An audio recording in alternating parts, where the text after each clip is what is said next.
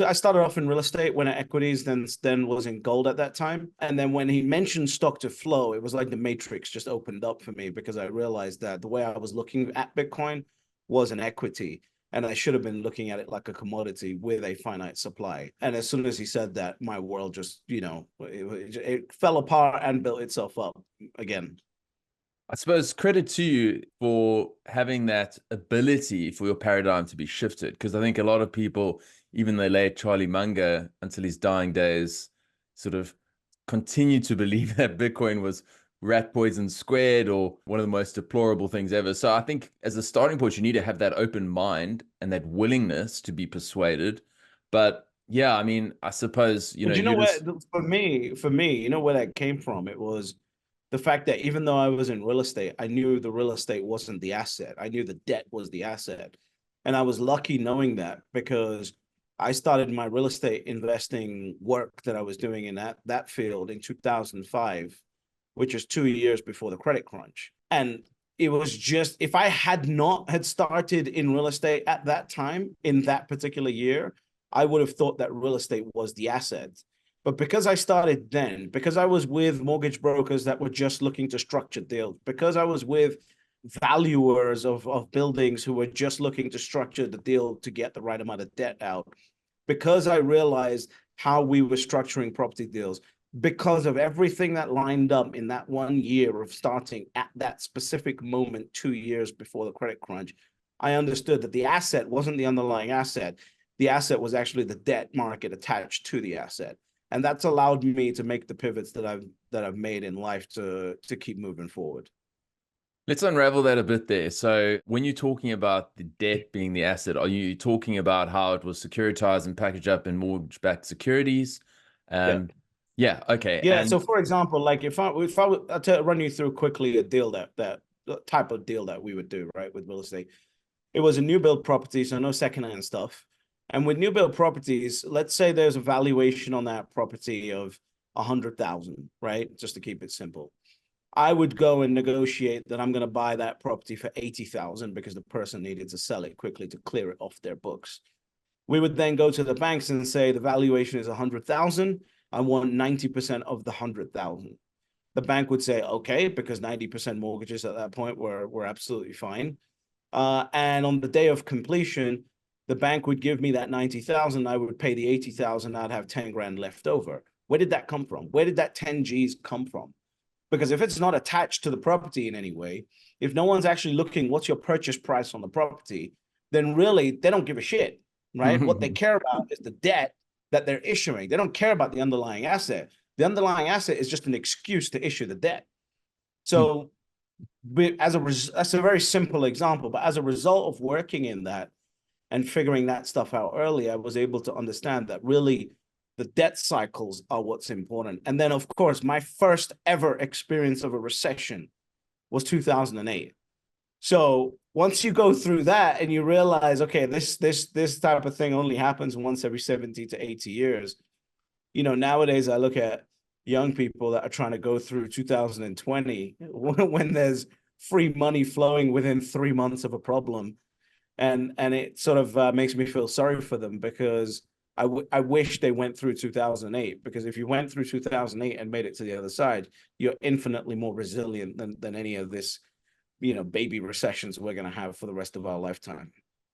when you say baby recessions, the idea that whenever things get, because the levels of debt are so high, whether it's debt to GDP and various other factors, the government's natural response is always going to be to print more money, and because people are Yes, not but equipped. Yes, but the reality is nothing will just be as serious as 2008. 2008 was extremely serious. 2008 was a systemic, serious risk to the entire world stopping within a week. Nothing has come close to being that dangerous. Nothing has come, like, the majority of the banks in the United States are very well, have a good, healthy amount of liquidity based on the rules that were changed after that date.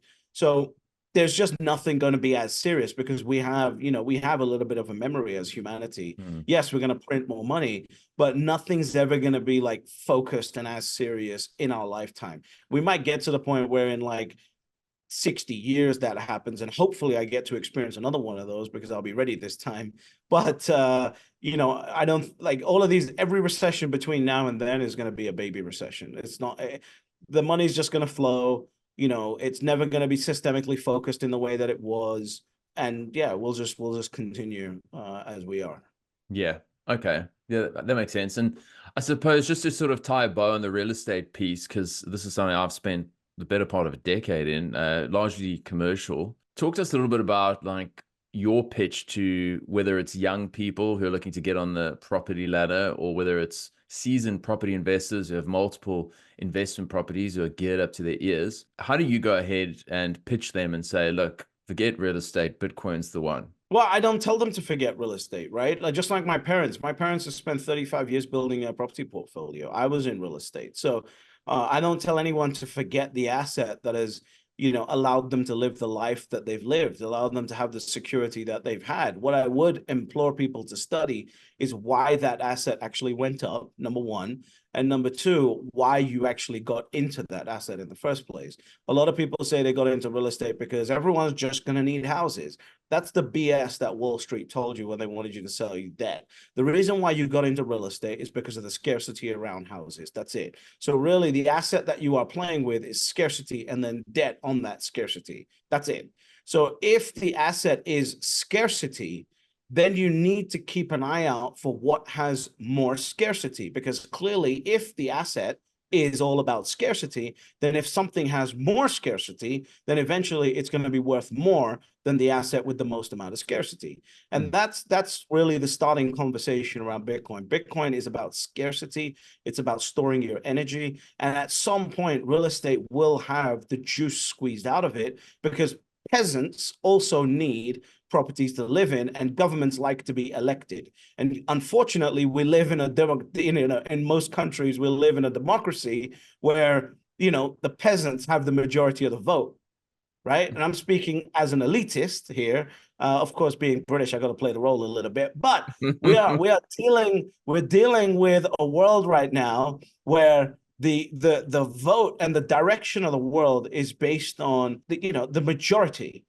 And unfortunately, the majority, just think about the average stupid person that you know, and then realize that the 50% of the population is stupider than that person, right?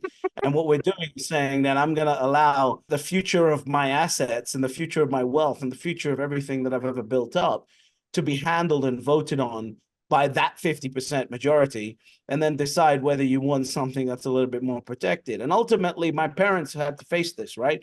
They spent 35 years, both immigrants to the United Kingdom, done everything, followed every rule, did everything right to protect and build a legacy for their two sons, only to realize that their property portfolio would have to be worth 50% more than it is because of the amount of pounds that were printed that didn't find its way into real estate. So your property portfolio has probably grossly underperformed unless you own like prime real estate, like beachfront property or something like that. Your property portfolio has probably grossly underperformed the amount of pounds that were printed or the amount of dollars that were printed. And so you need to assess and say, okay, do I want to keep myself in this situation, or do I utilize the asset base that I've built up like my parents did? And they basically refied and bought one Bitcoin for every property that they own. The tenants pay for that Bitcoin, and they continue, and the wealth just continues to grow. I don't really go into the argument of trying to tell somebody to get rid of their property portfolio, because there's so many good ways to leverage a property portfolio to acquire some Bitcoin. Totally. And I think that's fair enough. And I suppose everyone's different stages in life, different risk appetites, et cetera, et cetera. And yeah, I guess people have a sort of bias towards assets that have actually treated them well, relatively speaking. But I think, and then also when it comes to a lot of Bitcoin maximalists, they'll say, oh, there's no need to own your own home. But I can actually just say, having moved seven times, in the last 5 years, there is something awesome about owning your own property and living in it.